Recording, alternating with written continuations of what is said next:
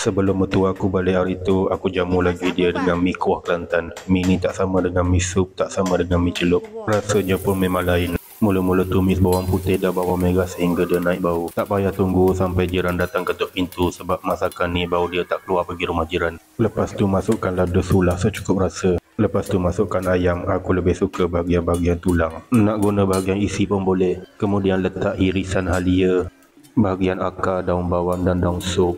Gunakan bahagian batan dan akar untuk naikkan rasa kuah kita. Bahagian daun boleh tabur masa nak makan nanti. Lepas tu boleh masukkan air. Kalau nak kuah banyak, masuk air lebih. Kalau nak kuah sikit, masuk air sikit. Lepas tu tunggu sampai ia mendidih. Lepas kuah dah mendidih, boleh masukkan telur. Telur apa-apa pun boleh, asalkan jangan telur orang, nanti orang marah.